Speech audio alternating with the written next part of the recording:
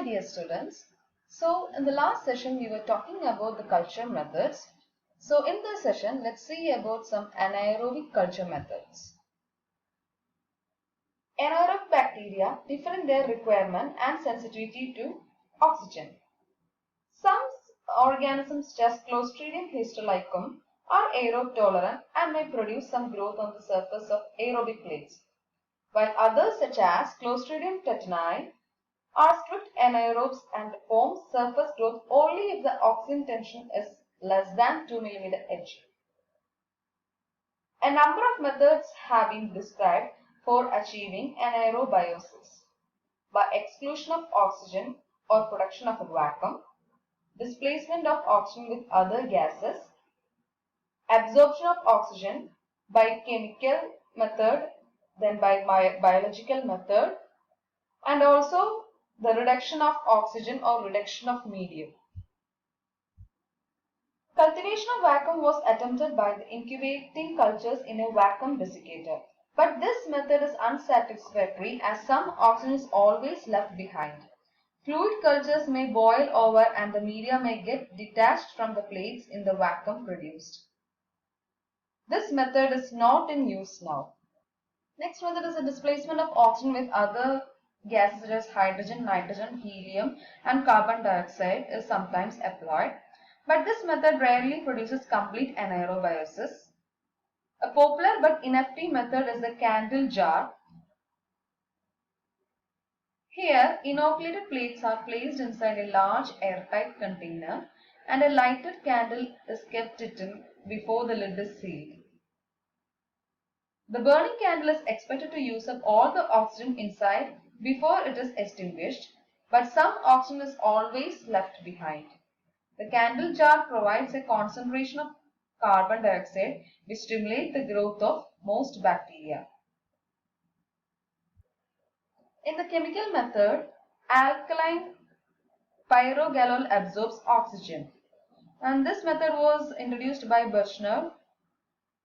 The pyrogallic acid added to a solution of sodium hydroxide in a large test tube placed inside an airtight jar provides anaerobiosis, but a small amount of carbon monoxide which is formed during the reactions may be inhibitory to some bacteria. This method has been applied to single tube and plate cultures. Instead of alkaline pyrogallol, anaerobiosis has been produced within the jars with a mixture of chromium and sulfuric acid or with yellow phosphorus. The most reliable and widely used anaerobic method is the McIntosh-Willis anaerobic jar. It consists of a stout glass or metal jar with a metal lid which can be clamped airtight with a screw. The lid has two tubes with tabs, one acting as the gas inlet and the other as the outlet. The lid also has two terminals which can be connected to an electrical supply. On the underside of the lid is a small grooved porcelain spoon around which is wrapped a layer of palladinized asbestos. The inoculated plates are placed inside the jar and the lid clamped airtight. The outlet tube is connected to a vacuum pump and the air inside is evacuated. The outlet tap is then closed and the inlet tube is connected to a hydrogen supply. After the jar is filled with hydrogen, the electric terminals are connected to a current supply so that the palladinized asbestos is heated and it acts as a catalyst for the combination of hydrogen with residual oxygen. It ensures complete anaerobiosis but carries the risk of explosion which may rarely occur. This risk can be eliminated by modification of the catalyst. Alumina pellets coated with palladium in a gauze sachet suspended from the lid of the jar act as a catalyst at room temperature as long as the sachet is kept dry. Gas bag is now the method of choice for preparing anaerobic jars. The gas bag is commercially available as a disposable envelope containing chemicals which generate hydrogen and carbon dioxide on the addition of water.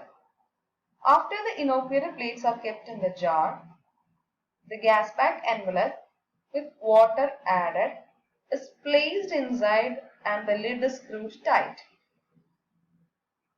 Hydrogen and carbon dioxide are liberated and the presence of a cold catalyst in the envelope permits the combination of hydrogen and oxygen to produce an anaerobic environment.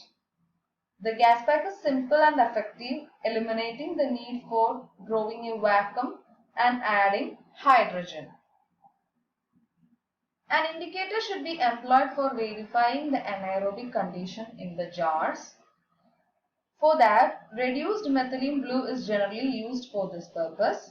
It remains colorless anaerobically, but it turns blue once it is exposed to the oxygen.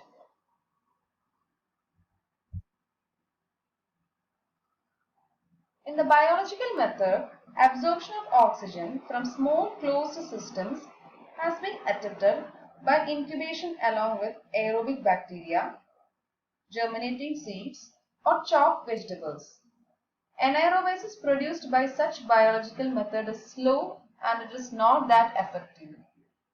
Next method is the reduction of oxygen in the medium is achieved by the use of various reducing agents including 1% glucose, 0.1% thioglycolate, 0.1% ascorbic acid and 0.5% cysteine.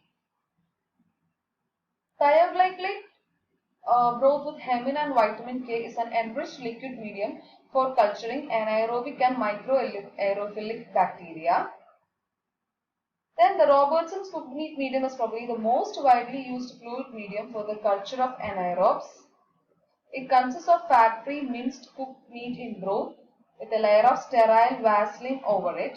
It permits the growth of even strict anaerobes and indicates their proteolytic activities by the meat being turned red or black respectively. For the fastidious anaerobes, these fastidious organisms are the organism that has complex nutrition requirements. And for fastidious anaerobes, pre-reduced media and an anaerobic chamber can be used. The anaerobic chamber is an airtight glass-fronted cabinet filled with inert gas with an entry lock for the introduction and removal of materials and gloves for the hands.